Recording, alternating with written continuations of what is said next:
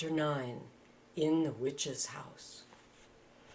And now, of course, you want to know what had happened to Edmund. He had eaten his share of the dinner, but he hadn't really enjoyed it because he was thinking all the time about Turkish Delight candy.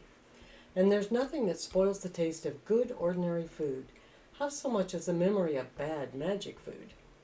And he had heard the conversation and hadn't enjoyed it much either, because he kept on thinking that the others were taking no notice of him and trying to give him the cold shoulder.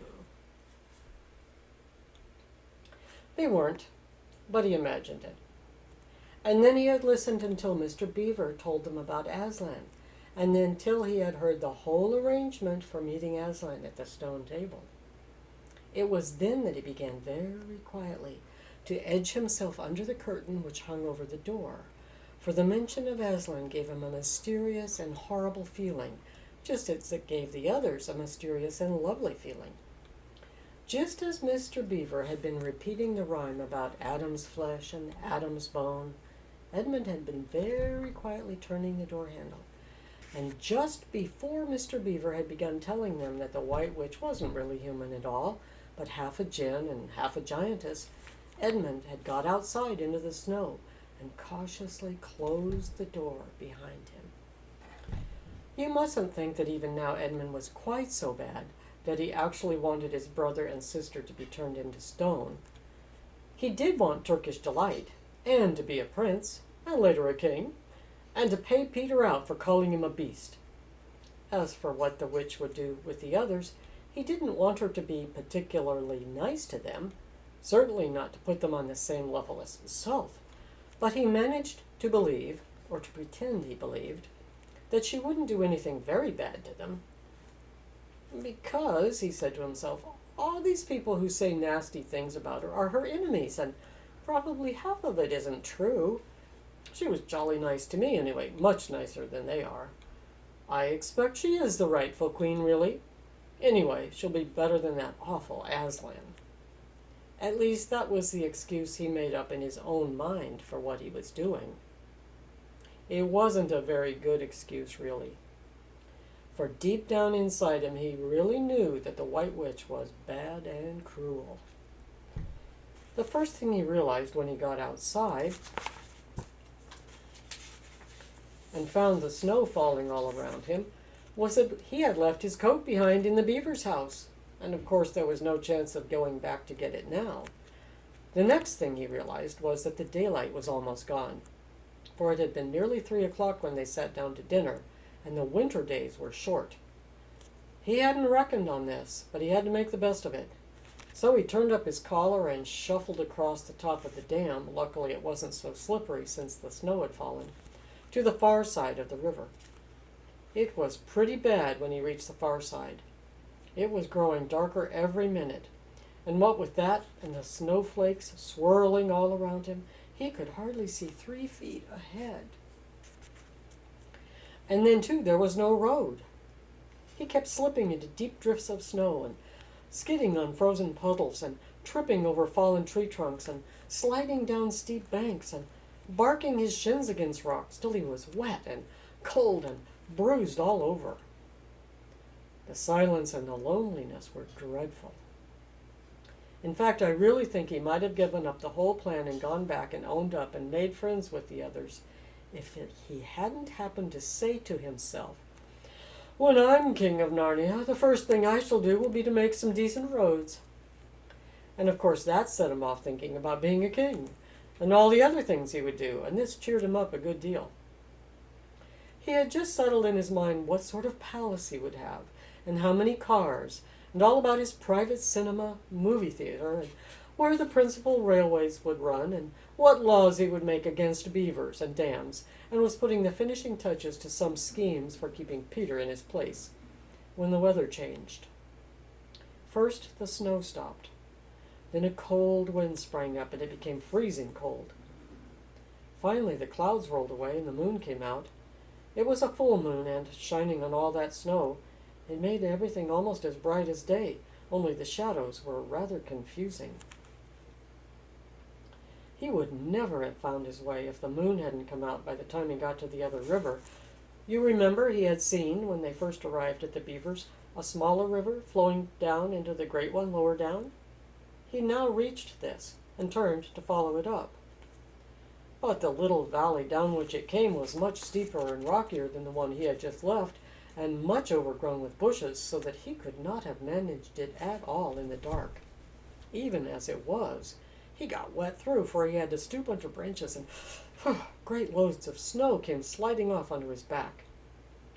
And every time this happened, he thought more and more how he hated Peter, just as if all this had been Peter's fault. But at last he came to a part where it was more level and the valley opened out. And there, on the other side of the river, quite close to him, in the middle of a little plain between two hills, he saw what must be the White Witch's house, and the moon was shining brighter than ever. The house was really a small castle. It seemed to be all towers, little towers with long pointed spires on them, sharp as needles. They looked like huge dunce's caps or sorcerer's caps, and they shone in the moonlight, and their long shadows looked strange on the snow. Edmund began to be afraid of the house. But it was too late to think of turning back now.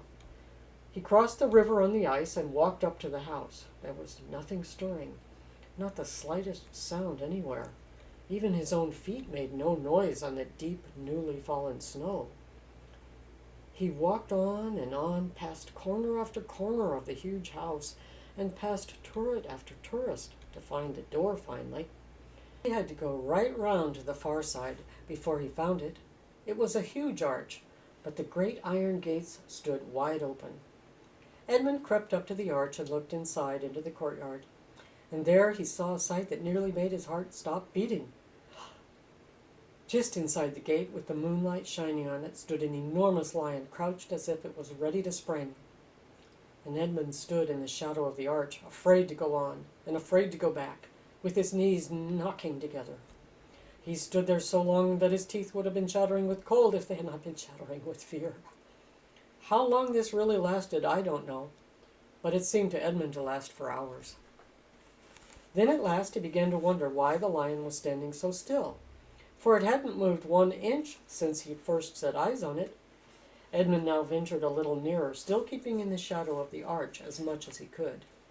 He now saw from the way the lion was standing that it couldn't have been looking at him at all. But supposing it turns its head, thought Edmund.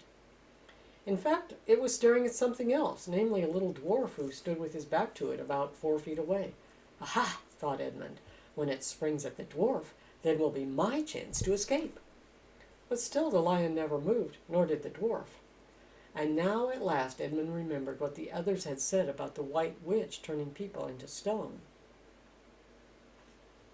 Perhaps this was only a stone lion. And as soon as he had thought of that, he noticed that the lion's back and the top of its head were covered with snow. Of course, it must be only a statue. No living animal would have let itself get covered with snow. Then very slowly, and with his heart beating as if it would burst, Edmund ventured to go up to the lion. Even now he hardly dared to touch it.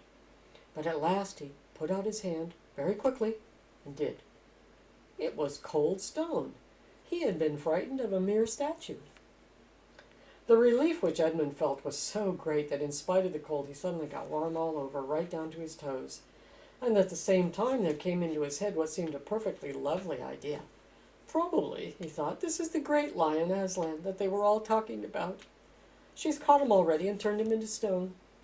So, that's the end of all their fine ideas about him. Pooh! Who's afraid of Aslan? And he stood there gloating over the stone lion, and presently he did something very silly and childish. He took a stump of lead pencil out of his pocket and scribbled a mustache on the lion's upper lip, and then a pair of spectacles on its eyes. And then he said, "Yeah, silly old Aslan, how do you like being a stone? You thought yourself mighty fine, didn't you?"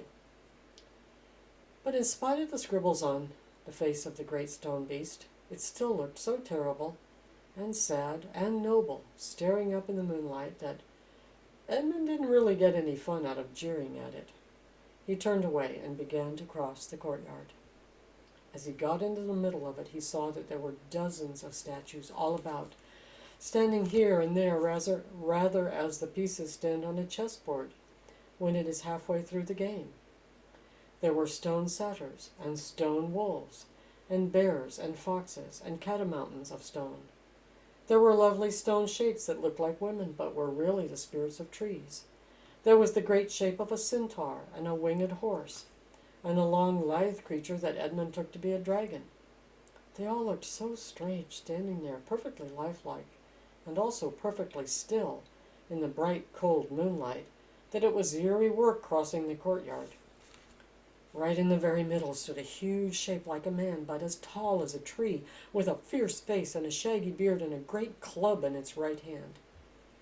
Even though he knew that it was only a stone giant and not a live one, Edmund did not like going past it. He now saw that there was a dim light showing from a doorway on the far side of the courtyard. He went to it. There was a flight of stone steps going up to an open door. Edmund went up to them. Across the threshold in front of the door lay a great wolf. It's all right, he kept saying to himself. It's only a stone wolf. It can't hurt me. It's stone. And he raised his leg to step over it. Instantly, the huge creature rose with all the hair bristling along its back, opening a great red mouth, and said in a growling voice, "Who's there? Who's there? Stand still, stranger, and tell me who you are." "If you please, sir," said Edmund, trembling so that he could hardly speak. My name is Edmund, and I'm the son of Adam that Her Majesty met in the wood the other day, and I've come to bring her the news that my brother and sisters are now in Narnia, quite close in the beaver's house. She wanted to see them." "I will tell Her Majesty," said the wolf. "Meanwhile, stand still on the threshold if you value your life." Then it vanished into the house. Edmund stood and waited, his fingers aching with cold and his heart pounding in his chest. And presently the gray wolf, Maugrim, the chief of the witches' secret police, came bounding back and said, come in, fortunate favorite of the witch, or else not so favorite." And Edmund went in, taking great care not to tread on the wolf's paws. He found himself in a long, gloomy hall with many pillars, full, as the courtyard had been, of statues. The one nearest the door was a little fawn, with a very sad expression on its face, and Edmund couldn't help wondering if this might be Lucy's friend. The only light came from a single lamp, and close beside this sat the White Witch. "I'm come, Your Majesty," said Edmund, rushing eagerly forward. "How dare you come alone?" said the witch, in a terrible voice. "Did I not tell you to bring the others with you?" "Please, Your Majesty," said Edmund, "I've done the best I can. I brought them quite close. They're in the little house on top of the dam, just up the river, with Mr. and Mrs. Beaver." A slow, cruel smile came over the witch's face. "Is this all your news?" she said. "Oh, no, Your Majesty," said Edmund, and proceeded to tell her all he had heard before leaving the beaver's house. "What? Aslan?" said the queen. "Aslan? Is this true? If I find you have lied to me—" "Please, I'm only repeating what they said," stammered Edmund. But the queen, who was no longer attending to him, clapped her hands. Instantly, the same dwarf whom Edmund had seen with her before appeared. "Make ready our sledge," ordered the witch, "and use the harness on the sleigh without bells." Well, the chase is on. Will they escape? Join me again for Chapter 10 to find out.